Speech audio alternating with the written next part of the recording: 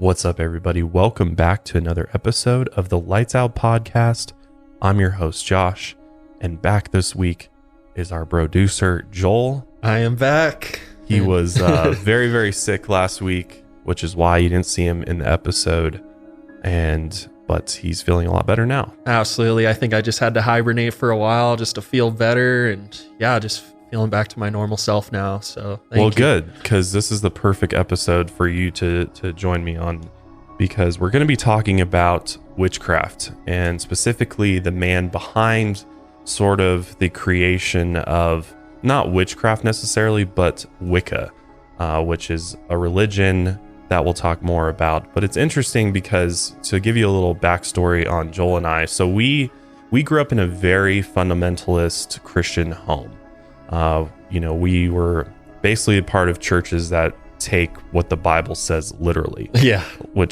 Hence, what fundamental means. So we grew up in a very sheltered home where we were not exposed to anything. I mean, literally our parents thought anything magic was the road to hell. Like we were on the fast train to, the hellscape that awaits us. So we were not, we weren't even allowed to watch or read Harry Potter for a long time. Like I had to fight tooth and nail with my parents to finally be able to start reading Harry Potter because they, they were part of a church that, I don't know if you've ever heard of Focus on the Family, but this Christian group, they go out and they have a website that like reviews all secular music and movies and stuff. And so my parents, they would go on there and look up anything that we were listening to or books or movies we were trying to watch.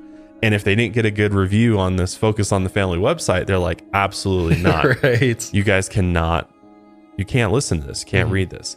And so, of course, Harry Potter, is about witchcraft and wizards and warlocks and all that kind of cool shit, which I've always been into magic. I've been a big fantasy fan for a long time. Joel has too.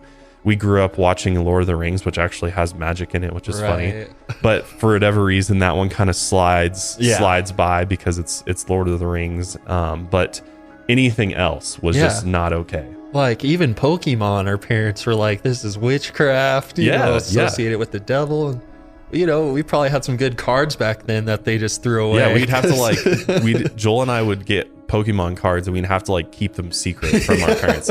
We'd be having Pokemon battles in the back seat of our van, in total secrecy, because if they found out that we were playing with Pokemon cards, they would straight up take it away from us. So and they did they did. We had them for a short amount of time, and they're like, absolutely not, guys, you cannot, because they were just going by what their church was telling them to do, and they thought was right for us. So the reason I bring this up is because obviously Joel and I are not a part of the church anymore. We left religion a long time ago. Basically, when I turned 18, essentially, I realized that this just isn't what I want to do. This isn't what I believe. And, there's a huge array of other reasons why I left sort of religion and Christianity, which I won't get into right now, because that could be a whole podcast in itself. But, I've always been interested in these other sort of alternative religions and spirituality in general. I mean, for a long time, I was straight up atheist after, I think, just out of pure anger and spite of religion. But I've started to work my way back into spirituality, and I've started exploring different ideas, and obviously through this show I get to research and look into a lot of different individuals' beliefs and perceptions of the world and the universe and just spirituality in general. I mean, I found Aleister Crowley really interesting, which we actually will get to him today a little bit. But I've specifically become interested in Wicca, and that's what we're talking about today, is a man named Gerald Gardner, who's sort of heralded as the father of witchcraft. And, he's kind of the one who really brought Wicca, I guess, into, I don't want to say mainstream, but he brought it sort of into the world and really helped bring a lot of people to it. It's really up to different people's interpretations of how they feel about Gerald Gardner. And a lot of people believe that he's, he kind of used Wicca as a way to sort of, power himself, and for egotistical reasons, gain this following and teach people versus actually doing it for the right reasons. So he's got a very, very interesting story, and I don't think a lot of people fully understand what witchcraft is It's got a huge stigma on it, obviously, by the mainstream media. And I think the general public just doesn't really understand it. So they oftentimes jump to conclusions and just assume that anybody that practices witchcraft or believes in magic is somehow associated with like the dark arts, or is doing something demonic, or is like summoning demons and, doing all of this, sending all of this spells and curses and hexes and stuff on people in a negative way. But that's obviously that there is that aspect to it, but the majority of people use magic and witchcraft for good and for, reasons of connecting with the earth and nature and things like that. And that's really what Wicca is at its core, is really just, everything around us is magic. The earth is magic. I mean, that's what I truly believe, is that the earth in itself is magic. I mean, magic's all around us. I mean, we can't even explain how our bodies really work inside and out. We don't understand consciousness. I think consciousness is magic in essence. The fact that the sun comes up every day is magic. Yeah.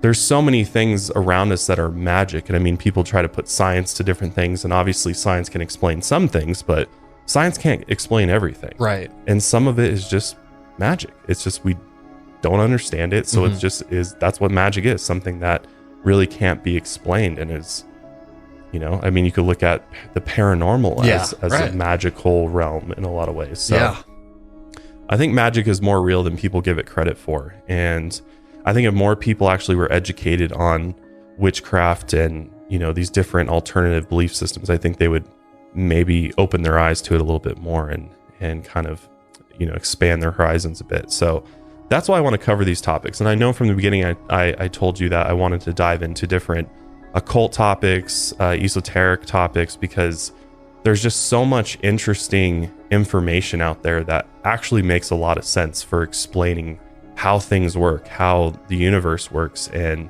sort of how our relationship with the cosmos and just our relationship with each other works. So that's why we're going to be talking about Gerald Gardner today and Wicca. And I'm not saying that I am a Wiccan. I don't claim to be. I'm not really a part of anything necessarily. I just like to explore these topics. So, if you're somebody who absolutely hates this kind of stuff, don't come for me, because I mean, I'm not a representative of this religion. I just find it very interesting. I like to learn about it. And I will just flat out say right now, if you're a Wiccan and you're listening to this, there is a chance that I'm not going to get everything right, because there's obviously a lot of, just like any religion, there's all these caveats to it. There's all these different sort of branches that stem off the tree. Like Joel and I were a part of different denominations of Christianity, and they all sort of have their own flavor to things. And that's how Wicca is. That's how many of these other, that's how Satanism is. Like a lot of these different religions have different branches to it. There's the more extreme ones, and there's the ones that are, just take it very loosely. So keep that in mind and when you're listening to this episode. But let's go ahead and get into things. Before we do, this episode is brought to you by Babbel. Every plate and IP vanish. So let's get into the story of Gerald Gardner. But I think it's important we start with sort of how Wicca came along. So Christianity is a monotheistic religion that worships what they believe to be the one true God. And that's what Joel and I were part of. That is the essence of Christianity. But during the Roman Empire, there was very little tolerance for those who worshipped false gods, or polytheistic religions. 4th century Christians referred to these polytheistic religious groups as pagans. And the idea of paganism became synonymous with false religion and blasphemy. And Protestants and Catholics would accuse each other of being pagans as a way to discredit the other group. It would be hundreds of years before anyone would refer to themselves as pagan. And by the 18th and 19th centuries, the label was picked up by artists and intellectuals who liked being associated with ancient folklore and ethnic religions of pre-Christian Europe. During the 20th century, Christianity continued to decline in Europe, and at the same time, people were becoming more tolerant of different cultures and religions. And these changes to society paved the way for modern paganism, which quickly splintered into multiple factions with their own beliefs, rituals, and traditions. That tree that I'm talking about. There are a few commonalities that link most modern pagans: belief in the divine, reverence for nature, and respect for the sacred feminine. And I mean, that's just a few of many. For pagans, the divine doesn't necessarily mean literal divine beings as it does in monotheistic religions. Gods and goddesses are more often representations of natural forces, which ties into their appreciation and protection of the natural world. The divinity of nature is often represented by sacred feminine, which is the female counterpart to male gods that exist in patriarchal religions. As paganism splintered into multiple factions, a surprising movement came out ahead of all the rest: modern witchcraft, or Wicca.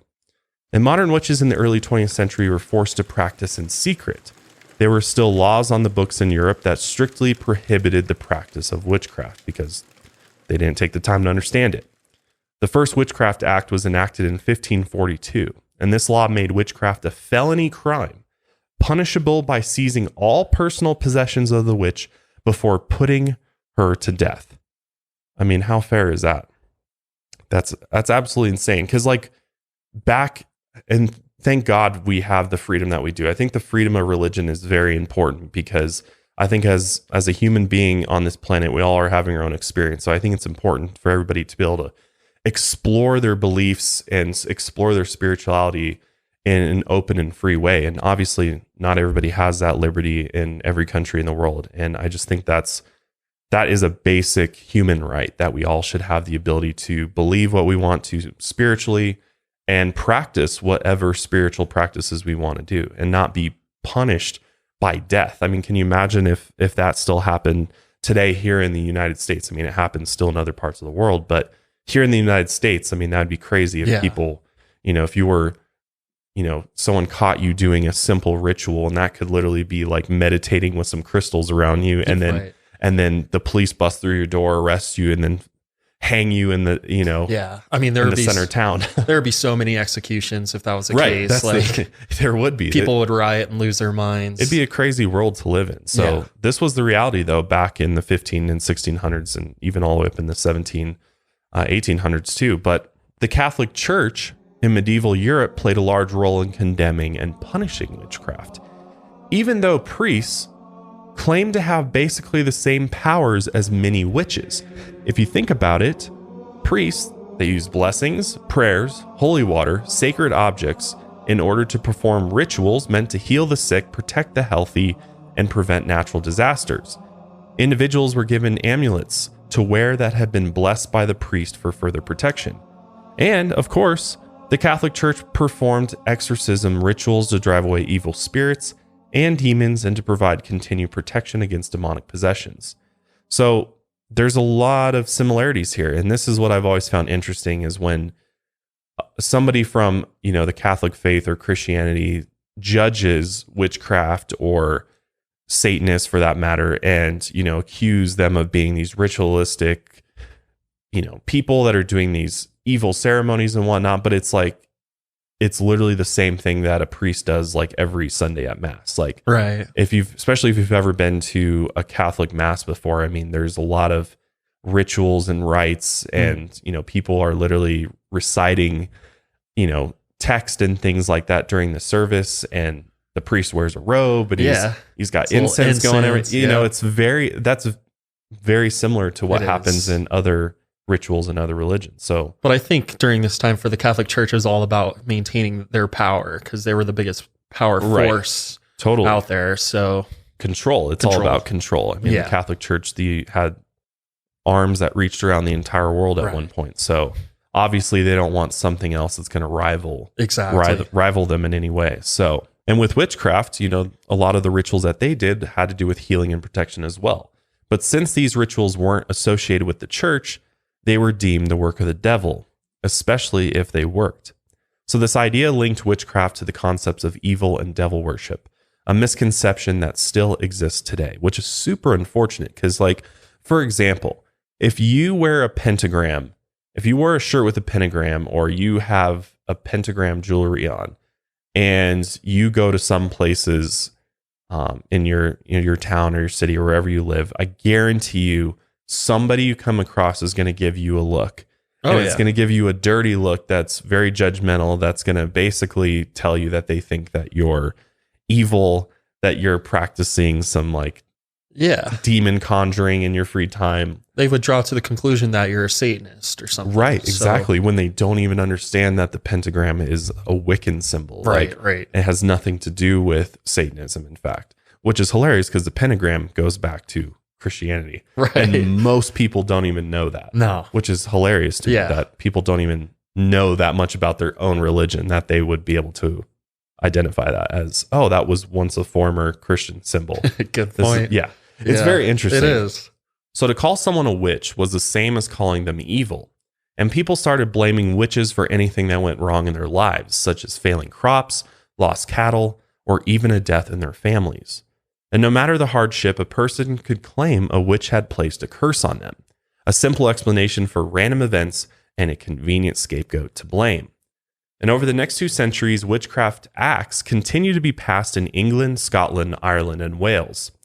Eventually, the church and government powers in Europe no longer believed in legitimate witchcraft, so the laws were changed to punish someone who claimed to be a witch with fines and prison sentences, just as any other con artist or fraudster would be punished. But the fear and stigma around witchcraft continued, and in the 1900s, the Witchcraft Act of 1735 was still being enforced in England. One of the last convictions under the act took place in 1944. And years earlier, Helen Duncan claimed she had contacted the spirit of a sailor who died on a sunken British battleship in 1941, along with over 800 of his officers. But at the time Helen made this claim, the government was still keeping the sunken ship a secret from the public. So they arrested Helen during a seance in September 1944, and she was sentenced to 9 months in prison. To avoid being arrested and charged, witches would meet in secret to perform their rituals, which I think just adds to the mystery and why people don't really know what they do. They'd go to parks, wooded areas, and sometimes right in the middle of a city to be close to nature and to stay hidden in plain sight. But then in 1938, a new player emerged on the scene, a 52-year-old retiree named Gerald Gardner, who settled in a conservative community on the south coast of England called Highcliffe. Gerald Gardner was born on June 13, 1884 to parents William and Louise in Blundellsons, Lancashire, England. His family had made their fortune in the timber trade, and Gerald had 2 older brothers, Harold and Robert, and 1 younger brother, Francis, but he was never close to any of his siblings. He suffered from crippling asthma and chronic bronchitis, and his parents hired a nursemaid named Josephine McCumbee, nicknamed Cum, to take care of him. When he was 6 years old, his parents sent him to the Far East with Cum, which they thought would be better for his failing health. There are conflicting accounts of whether Cum, or maybe it's Com, enjoyed caring for Gerald or resented him. And from their first trip abroad, Gerald never went back to living with his parents and brothers full time. So from a young age, he was well traveled. He never went to school and later claimed he taught himself to read. His favorite subjects were anthropology, archaeology, and folklore. When Com got married, Gerald moved with her to South Asia and got a job on her husband's tea plantation. His next job was managing a rubber plantation that his father had invested in. Eventually, he settled in Malaysia. He was already interested in the occult and the culture, religions, and magical beliefs of the Malaysian people, and it really fascinated him. He pioneered research into the country's early civilization and was especially focused on studying ritual knives and daggers and tribal ritual magic. He witnessed a healing ritual of a young girl who was put into a trance before the disease was driven from her body. And to the tribe, magic was as real as anything else, and Gerald wanted to learn everything about it. For magic rituals and spells, he got involved in naturism, which involved the practice of communal nudity, and spiritualism, where he saw people make contact with the spirits of the dead. After seeing the potential power of a ritual, ceremony, or seance with his own eyes, he had no doubt that magic was real and very powerful. He continued to travel and went on expeditions to find lost ancient cities. Sounds like fun. He even claimed to have found the ruins of the kingdom of Singapore from 1398. And according to the legend, the fall of Singapore followed a brutal massacre by invading forces where blood flowed like a river and permanently stained the soil red. Gerald financed his research and expeditions with a lucrative career as a civil servant and inspector for the British government, inspecting rubber plantations and opium establishments.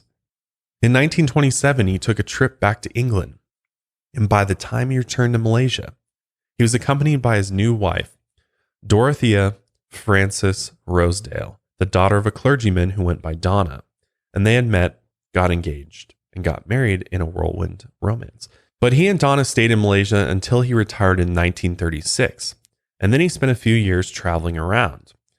While he was in Cyprus, which is an island nation in the Mediterranean Sea, he realized that he had lived there before in his previous life.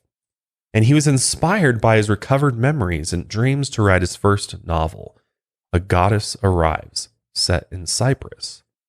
He and Donna went back to London in 1938, where people were preparing for the war and anticipating an airstrike or bombing. Gerald volunteered to help with the war efforts, and soon he and Donna decided to move to a more remote area and settled in Highcliffe, a town near the New Forest in Hampshire.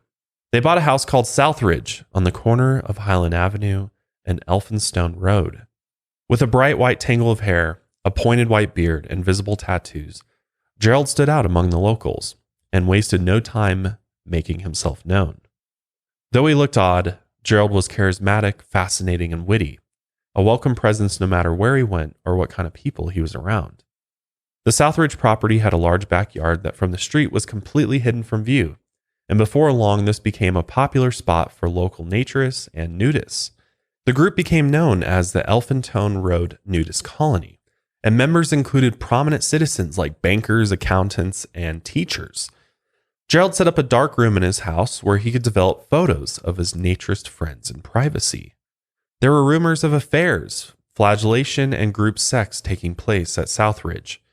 One day, Gerald and Donna went to see a play at the First Rosicrucian Theatre in England, which was run by members of the Rosicrucian Order Crotona Fellowship. He was hoping to learn more about Rosicrucianism, a spiritual movement dating back to the 17th century that was based around mysticism, magic, spiritual enlightenment, and a secret brotherhood. Gerald ended up joining the order, which incorporated ideas from Rosicrucianism, the Freemasons, and Theosophy, an occult movement that emphasized ancient spiritual knowledge, personal development, and reincarnation. He also joined the Folklore Society and the Historical Association, and he continued to volunteer to help with the war efforts. Through the order, he found a small group of like-minded people who were also interested in the occult. As he studied the local folklore, he discovered a connection between his new friends and the history of the area, witchcraft. And soon it was revealed to him that this small group within the order had formed their own secret group called the New Forest Coven. He was brought into their circle of trust and told that they were all hereditary witches and descendants of witches who had been persecuted centuries before for practicing their craft. Gerald discovered his own links to witchcraft, as several of his family members were believed to have psychic abilities, and his grandfather had married a witch. He also found out he was a descendant of Gerald Gardner, a witch who was executed in 1610. And one member told Gerald that they had met in a previous life at the exact location in Cyprus that he had recognized from a past life of his. He even participated in rituals and ceremonies in New Forest, often in a structure called the Witch's Cottage. There he saw a version of ritual magic he saw performed by tribal communities in the Far East. And the rituals were always done in the nude, a person's natural state, as nudity symbolized that everyone was equal and removed their connection to worldly possessions.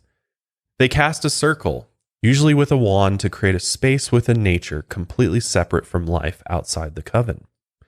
The power of the ritual came from the forces of nature here on Earth and in the cosmos. Power also came from the witches themselves and the divinity that dwelled within them. Movement and dance within the circle released energy, and chanting set up vibrations.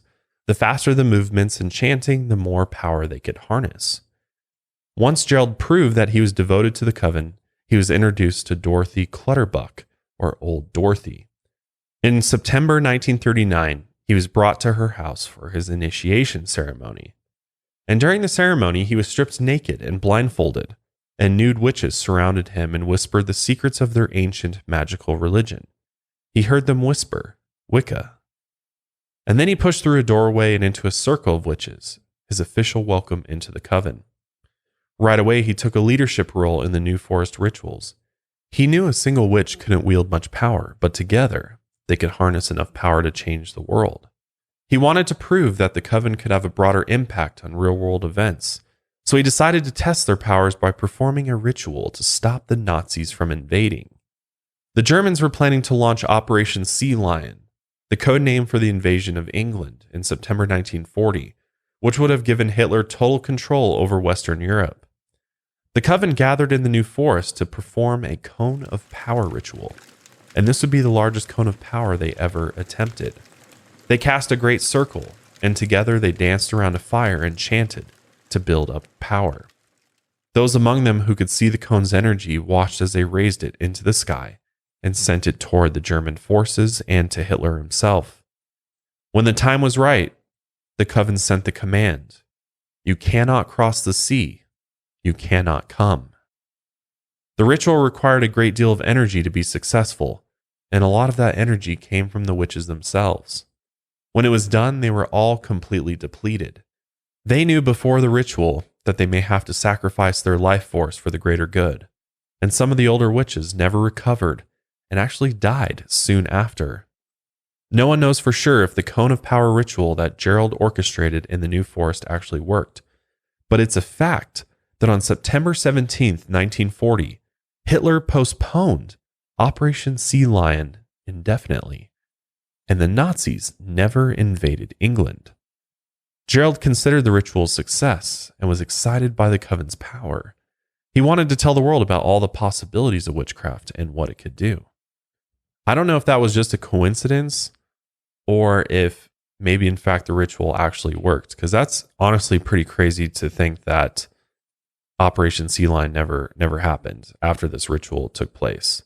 So, I mean, a lot of people just say, well, that's just coincidence that happened. But maybe there was some sort of power that was really harnessed that somehow affected this change in Hitler's plan. Yeah, or it just intimidated Hitler because he didn't have enough knowledge on it. Or I don't know. Or something subconsciously affected him and just made him decide not to do it. That was a bad idea. I don't know. That's really interesting to me. It is. But it still wasn't safe for witches to come out publicly. And when Helen Duncan was prosecuted in 1944, members of the coven were pushed further into secrecy. It was illegal to practice witchcraft, and associating with magic or the occult made someone a pariah. Then, in 1945, the so-called witchcraft murder made national news. A hedge cutter in his 70s named Charles Walton was found dead on February 14th, 1945, on his farm in Warwickshire, England. He was beaten to death with a stick and then pinned to the ground by a pitchfork stuck right through his neck. The sign of the cross was carved into his chest with his own billhook. The local police took witchcraft very seriously and made the connection to Charles' ritualistic murder. That year, Valentine's Day was also Ash Wednesday, a day associated with black magic when the ancient Druids made sacrifices to the earth, and the blood of their victims replenished the fertility of the spoil. There was a local rumor that an old woman was murdered in a nearby village in the exact same way in 1875, and a young man had confessed to her murder and said he did it to rid the village of witchcraft. So people started to believe that Charles must have been a witch too, and he was murdered for casting a spell on the land that made the ground barren and the crops fail. The story, though, was obviously sensationalized in newspapers, and soon everyone was talking about the witch murder. But Gerald didn't flinch. He was more determined than ever to bring witchcraft to the masses, and in the mid-1940s he went back to London, excited to share what he had learned with his time with his coven. Before we get into what happens next with Gerald and his meeting with the great beast, we're going to take a quick ad break and we'll be right back. When you're traveling to a destination where you don't know the language, it can be challenging to accomplish even the simplest of tasks. I was recently in Mexico earlier this summer, and I got to say that for the most part, a lot of people understand English, but there was times where I was in markets or gas stations, and the little Spanish that I knew definitely came in handy, and Babbel did as well. Because thankfully there's Babbel, the #1 selling language learning app. And through Babbel's bite-sized lessons, you'll learn new language skills that you can actually use in the real world. From greetings, menus, and directions to gaining a deeper understanding of the culture, Babbel is a travel essential. It really is. In fact, I used it while I was there to help me look up simple phrases and just remember some of the things that I learned. Babbel's 15-minute lessons make it the perfect way to learn a new language on the go. Other language learning apps use AI for their lesson plans, but Babbel lessons were created by over 100 language experts. Their teaching method has been scientifically proven to be effective. And with Babbel, you can choose from 14 different languages, including Spanish, French, Italian, and German. Plus, Babbel's speech recognition technology helps you to improve your pronunciation and accent. There are so many ways to learn with Babbel. In addition to lessons, you can access podcasts, games, videos, stories, and even live classes. So start your language learning journey today with Babbel.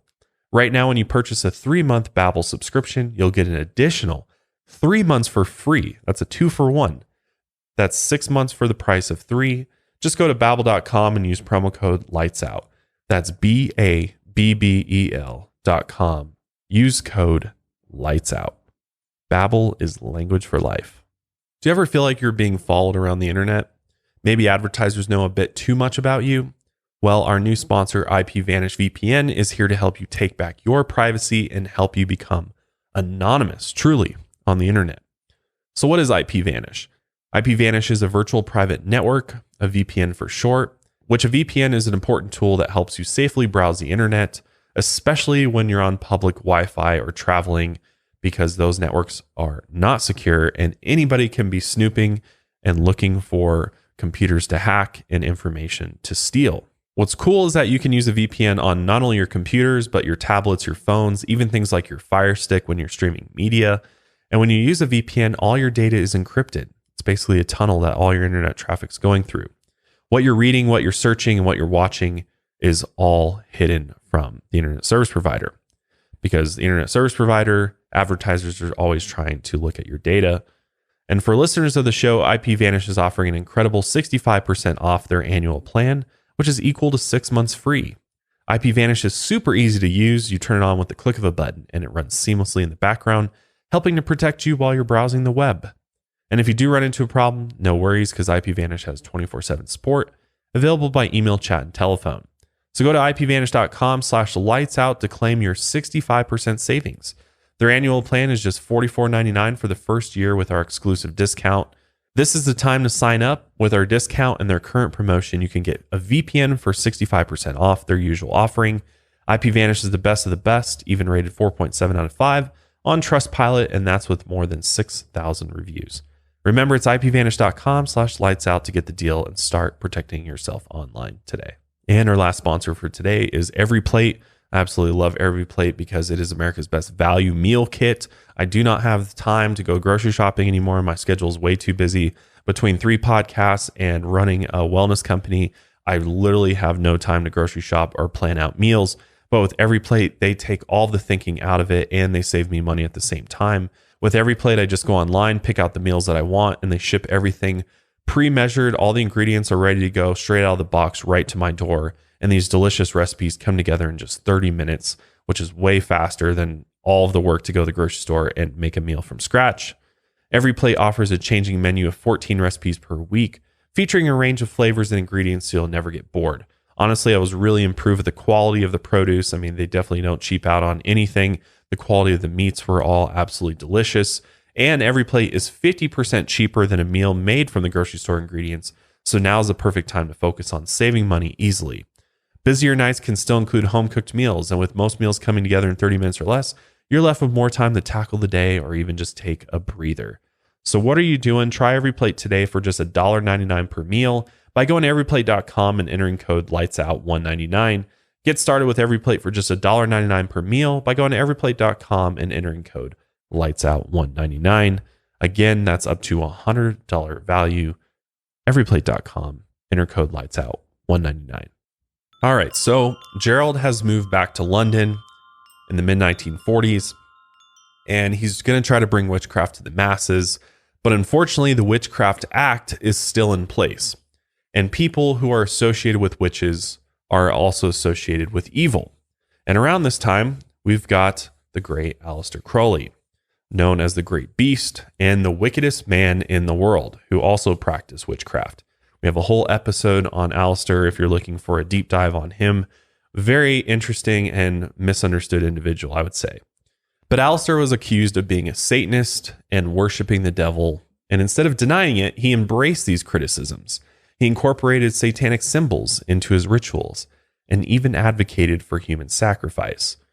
Gerald incorporated some of Alistair's ideas into his ritual practices, but unlike the Great Beast, he was only interested in using witchcraft to create positive change. Alistair actually wanted Gerald to take over his secret society after he died, but Gerald wasn't interested in anything secret anymore. It became his life's mission to establish witchcraft as a legitimate religion. Other witches continued to gather in secret in places like the Atlantis Bookshop and Bloomsbury, London. Places like this were a safe haven for witches, astrologers, numerologists, naturists, and magicians to come together and discuss ideas openly without fear of judgment or persecution. But this absolutely frustrated Gerald. He hated the secrecy that kept continuing, but he found a clever workaround. In 1949, he published a novel under the pseudonym called High Magic's Aid, a guidebook for how to perform rituals and practice witchcraft disguised as a work of fiction. And this was the first public introduction to Gerald's take on modern witchcraft and a religious movement that would one day be known as Wicca, which means wise people. In addition to ideas from Aleister Crowley, Gerald also incorporated concepts from English folklore, ancient ceremonial magic, and the Freemasons, as well as reappropriating symbols like the pentagram. Soon after this book was published, a group of spiritualists supported by Winston Churchill led a campaign against the Witchcraft Act. In 1951, they succeeded, and the act was repealed. And for the first time in modern history, the people of England could come out publicly as witches. For the next decade, Gerald was completely devoted to spreading the word of Wicca, and in 1954, he published Witchcraft Today, an essential guide to Gardnerian Wicca. He also opened England's first museum of witchcraft. He was featured in newspapers and tabloids that jumped at the chance to gain readership through the sensational story of a male witch who cast spells in the nude. And some tabloids even accused him of practicing dark magic. A lot of what was printed, though, was exaggerated or untrue, but with every published story, witchcraft became more mainstream. In 1957, he was interviewed by an early investigative reporter named Daniel Farson for a segment on a TV show.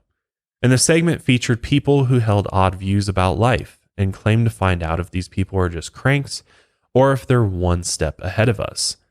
During the interviews, Gerald was interviewed and he remained calm, poised, and dignified, no matter how outlandish or offensive the questions were.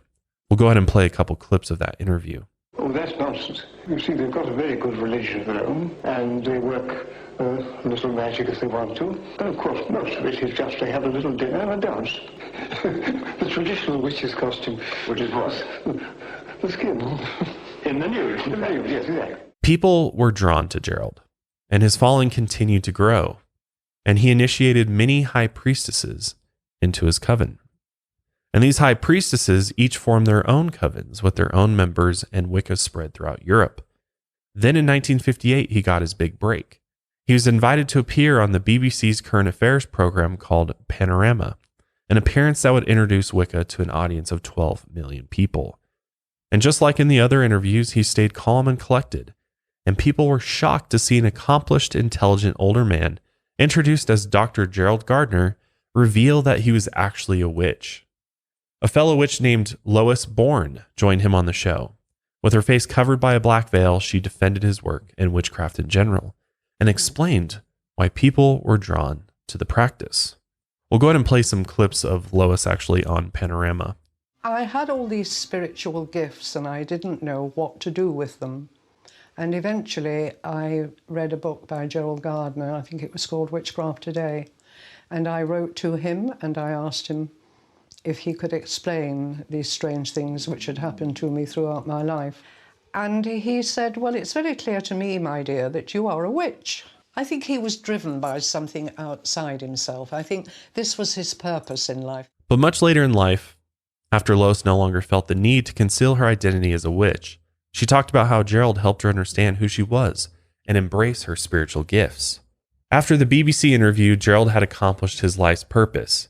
He was now the king of witches, or the father of witchcraft, and the first ever celebrity witch. Wicca gained even more popularity in the 1960s, and young women were especially drawn to the religion for its emphasis on gender equality and sacred sexuality. It was as if Gerald had predicted the upcoming cultural revolution and tailor-made his religion for the times.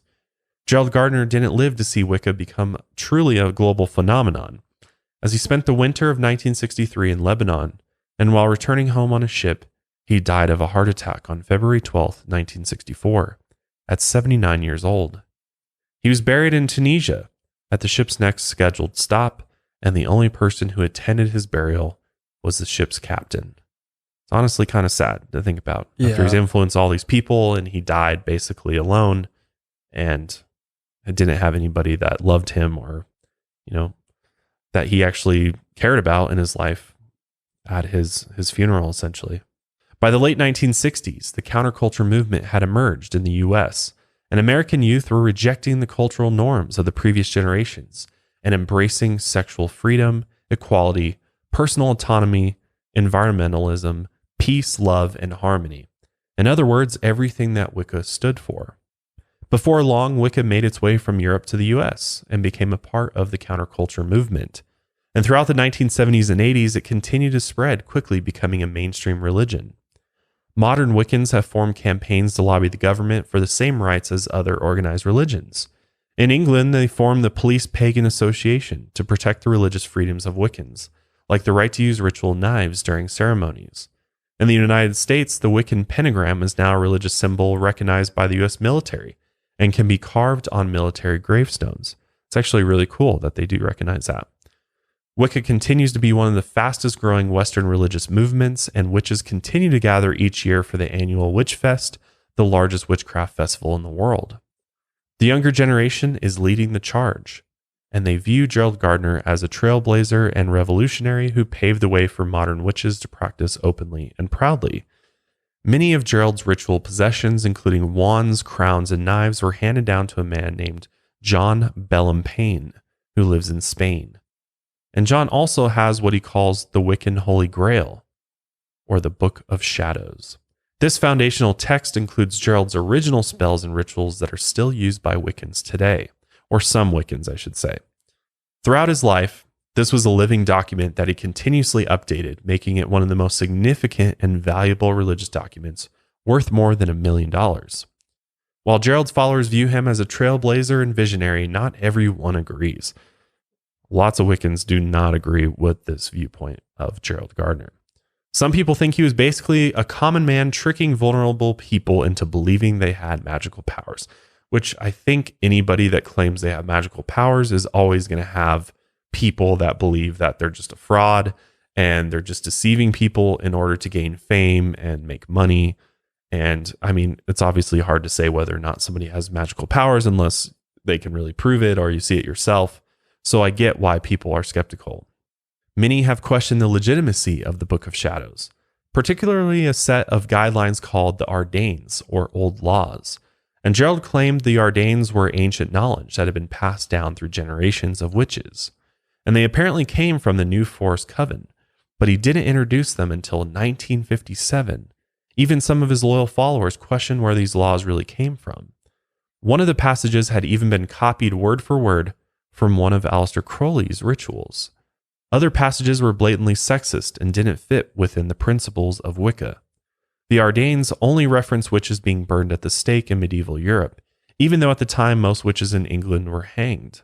One passage even threatens witches who break the laws with an eternity in the hell of Christians, which absolutely makes no sense since Wiccans don't believe a Christian hell exists.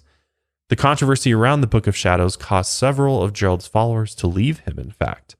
And later, many questioned whether the New Forest Coven ever existed in the first place, that maybe he just pulled all this information out of his ass and said it was, from this coven of witches that he got all this information from. And not all witches were happy that Gerald went public, and many openly criticized his seemingly relentless need for publicity.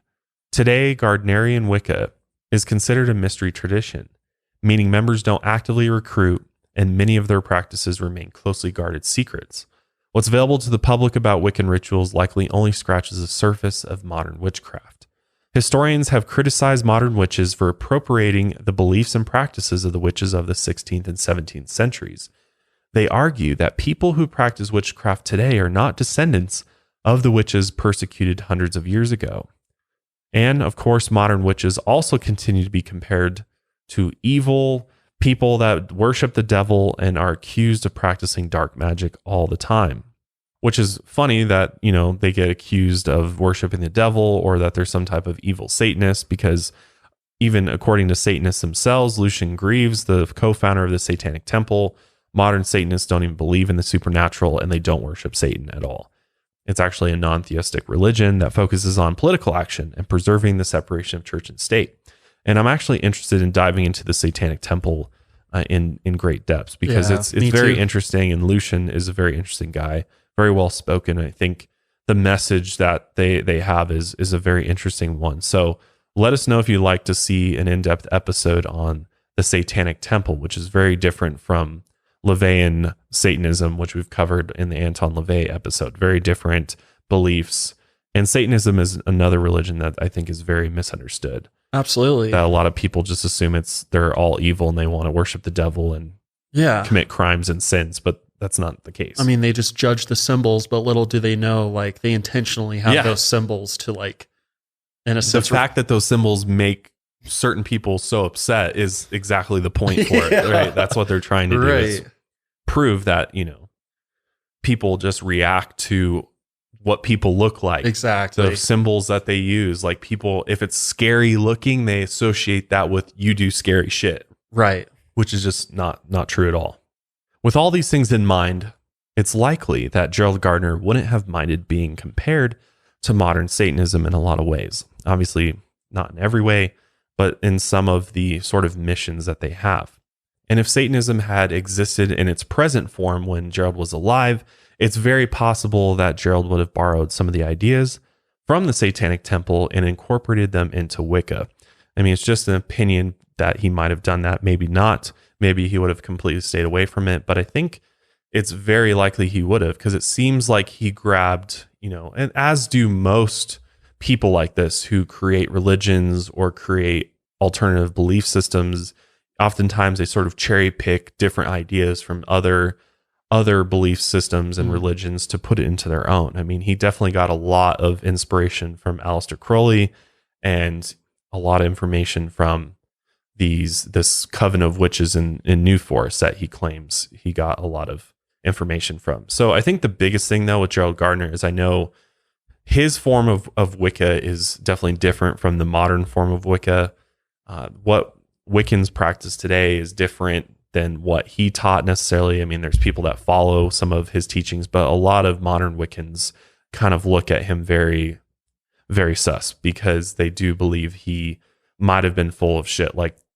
They really don't necessarily believe that he had all this ancient knowledge that he gathered from generations and generations of witches, that in fact a lot of it was probably just him making shit up as he goes along. Right. And it's hard to know. I mean, unless you were in his inner circle, I mean, you really wouldn't know whether or not he was telling the truth or not. But there is a lot of skepticism around him, even within the Wicca community. So I think it's important to note that modern Wiccans, a lot of them, I know if you go on YouTube and you search the subject, a lot of them will say he was basically a fraud. Yeah. And that he wasn't really in it for the right reasons. And, it was about publicity for him getting famous. And God, what fame will do to people. Fame does change people. Changes all types of people, even the most spiritual of people. Right. Once they get some fame and money, we'll see how spiritual they really are, because a lot of people let it go to their head and they completely change, and it becomes all about that. So, and I'm pretty skeptical on if Gerald's, rituals and spells actually did they actually work? Yeah. Yeah. Cause I know this was during a time when everything couldn't be, videotaped or anything like that. So you got to take this guy's word for what he's doing. Right. Right. Yeah. It'd be one thing to really witness it firsthand, to be there during a ritual and really feel that energy, but to just read about it or hear about it in secondhand is definitely a lot harder to sort of wrap your head around. But Wicca is one of those religions that I think is very interesting. I think there's a lot of truths to it. I think there's a lot of things that anybody can take away from it. I mean, I think it's a very peaceful religion. There's no, it's all about connecting with the earth and nature spirits and things like that, which I think is really cool. I mean, I'm a very nature oriented guy. I like to think that I worship nature in a lot of ways, a naturist in a lot of ways. So I definitely like a lot of things that Wicca has to offer. I just personally don't attach myself to any religion or any belief system specifically and say I am that, right? Yeah. Like I like to remain open to all things and just continue to, go down all these different rabbit holes, because there's just so much information out there. And that's what's so cool, like coming from the background that we did to now being able to really like dive into all these things, and just you learn so much, and you learn that there's so much more that was going on in the world besides Christianity and what was going on in that world. Mm-hmm. And even that world has changed so much from even 100 years ago. I mean, Christianity is continuing to evolve and change. And, I don't want to say that I'm anti-Christian at all. I definitely think that there's a lot of good things that Christianity taught me. There's obviously good morals and things like that, good values.